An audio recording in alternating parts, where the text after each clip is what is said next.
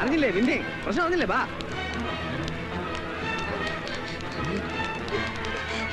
എന്താ നിന്റെ മകങ്ങൾ ചാവാൻ നിൽക്കുന്നു? ഇവന് ചാവാൻ വേണ്ട വല്ല കാര്യമുണ്ട്. ഇനി പോസ്റ്റ്മോർട്ടം ശവം എടുക്കും. ഇന്നത്തെ ദിവസം അതാണ് ഓരോരുത്തന്മാർ ഇറങ്ങിക്കോളും മനുഷ്യനെ മെനക്കെടുത്ത്. മോനെ വിന്ധ്യ, സുഖി ഇതെങ്ങോട്ടാ രാവിലെ എല്ലാരും കൂടെ? നമ്മുടെ വിന്ധ്യ മാമകളത്ത് ചാകാൻ നിൽക്കുന്നു. ചേട്ടാ വാ. നിന്നെ അത്യാവശ്യമാ പുഞ്ചക്കരി പാടത്ത് തോമാജൻ തിരക്കി. അങ്ങോട്ട് ചെല്ലും. അയ്യോ ഒരു പോലീസുകാരുടെ കാര്യം പറഞ്ഞിരുന്നു. ചേട്ടൻ ഒരു കാര്യം ചെയ്യും, അങ്ങോട്ട് ചെല്ലേ, ഞാനിപ്പോ വരാം. ആ ശരി. എന്തിന്റെ കാര്യം?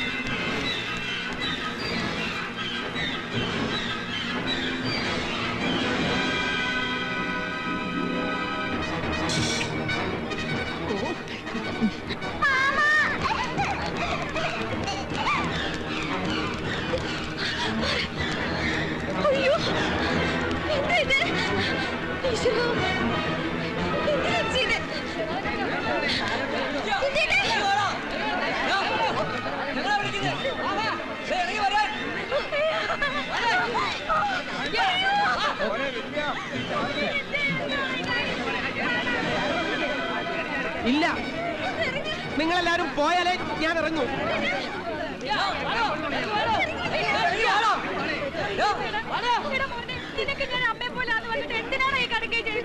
ഈശ്വര, പോകാനാ പറഞ്ഞത്.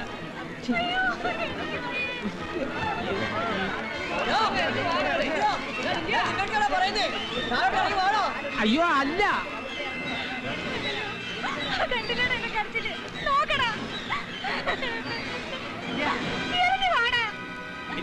കാര്യം എന്തായാലും ഞങ്ങൾ സാധിച്ചു തരാം. നീ താഴോട്ടിറങ്ങി വാ. എടാ മുടിഞ്ഞവനെ, തൂങ്ങിച്ചാകാൻ നീ വേറൊരു മരം കണ്ടില്ലേ?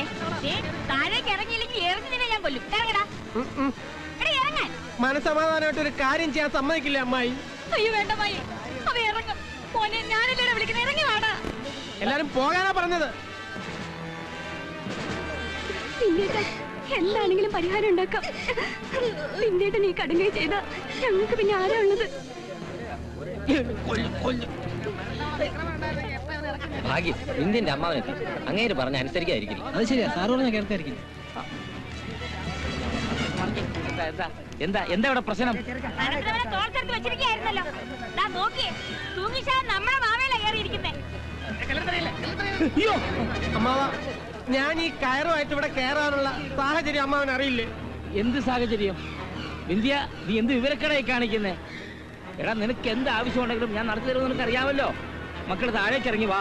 ഇന്നലെ പറഞ്ഞില്ലേ നീലിമയ്ക്ക് ഊഞ്ഞാൽ ഇഷ്ടാണെന്ന്? നാളെ വരികയല്ലേ, ഇന്ന് ഊഞ്ഞാല് കെട്ടിയിടാന്ന് വെച്ചു. ഇനിയെങ്കിലും എന്നോട് പോവാൻ പറ. സമ്മതിച്ചു. പത്മം, എന്റെ മകൾക്ക് കിട്ടാൻ പോകുന്ന ഏറ്റവും വലിയ സ്വത്തായി മാവും കൊമ്പേ കയറിയിരിക്കുന്നേ. മക്കളെ വാ.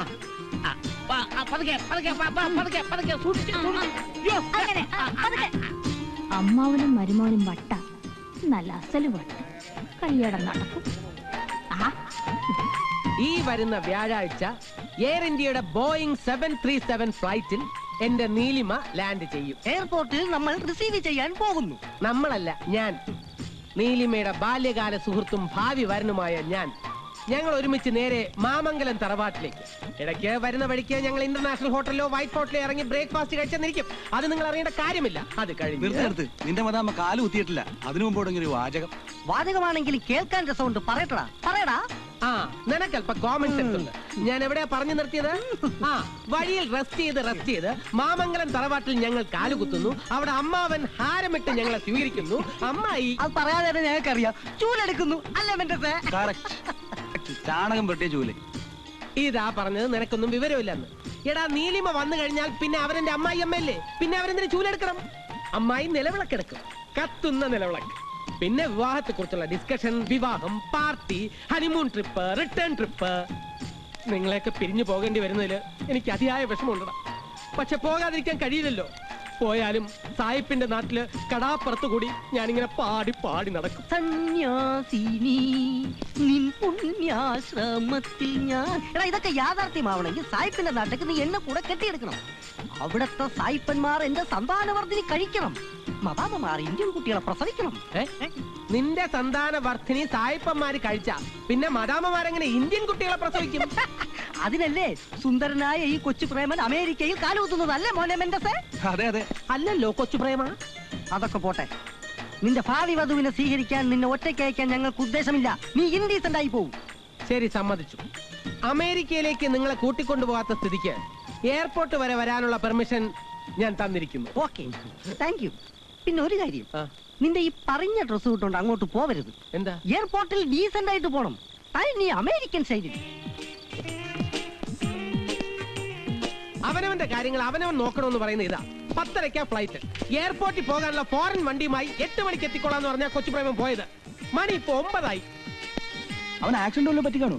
കരുനാക്ക് വളച്ചോരം പറഞ്ഞോണ്ടല്ലോ. നിന്റെ കരുനാക്ക് ഫലിച്ചു. കൊച്ചു പ്രേമന്റെ ആരോ മരിച്ചു. എങ്ങനെ മനസ്സിലായി? നീ അങ്ങോട്ടൊന്ന് നോക്കിയേ.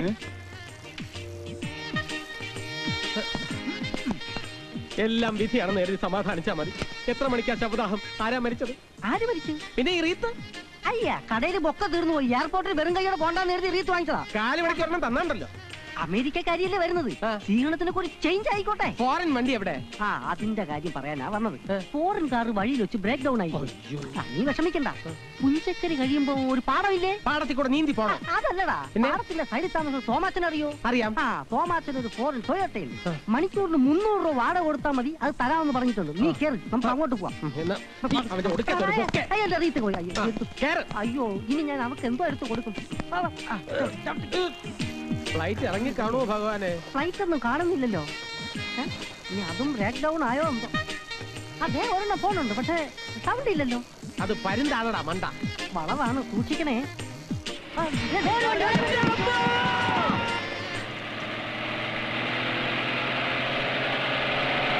വീരപ്പൻ വേഷം മാറി പൂങ്കോഴി വേണോ, പിടക്കോഴി വേണോ, അതോ കാട വേണോ? എടാ, പൂവനായാലും കാടനായാലും കോഴി മതി. നീ ഒന്ന് വേഗം പോയിട്ട് വാ. എന്നാ കാശെന്താ?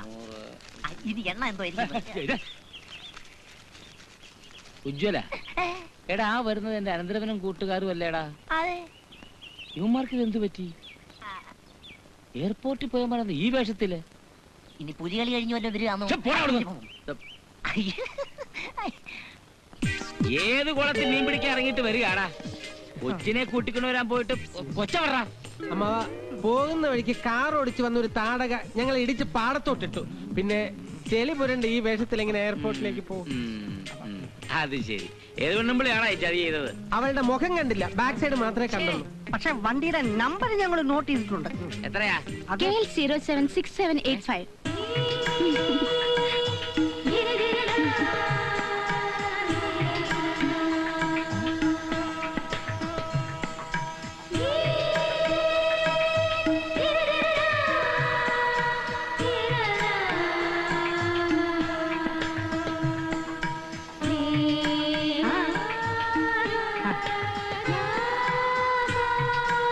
എന്താ നോക്കുന്നേ?